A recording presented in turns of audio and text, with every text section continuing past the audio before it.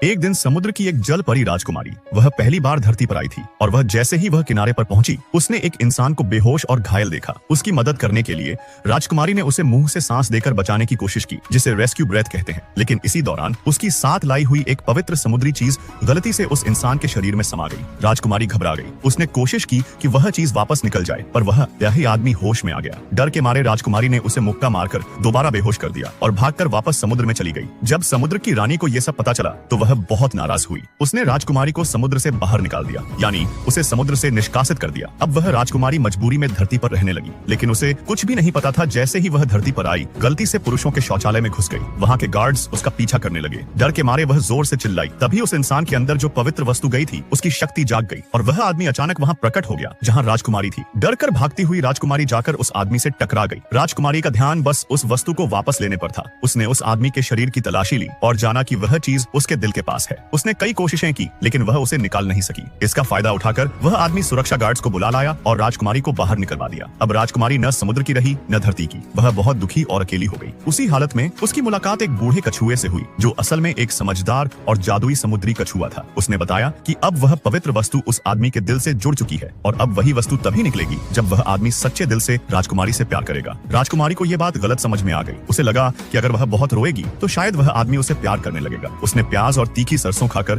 खुद को रुलाने की कोशिश की। अजीब बात यह हुई कि दूर कहीं वह आदमी भी रोने लगा। पिछली पार्ट में बताया था कि लड़की कैसे अपनी समुद्र मणि को पाने के लिए वो कैसे खुद को रुलाने की कोशिश की।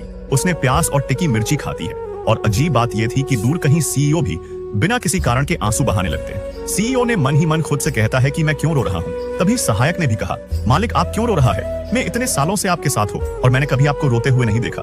लेकिन लड़की का ये जादू काम नहीं आया। लड़की थक कर सो गई। तभी अचानक एक काली बिल्ली उसके पास कूद पड़ा। वह चौंक कर जाग गई और डर के मारे जोर से चिल्लाई। उस समय उस आदमी के अंदर मौजूद पवित्र वस्तु फिर से शक्ति सक्रिय हो गई और वह अचानक उस जगह प्रकट हो गया जहां वह लड़की थी। सीईओ ने उसे देखा और तुरंत वह कपड़े उसे पहनाया और घर के अंदर आने को कहा।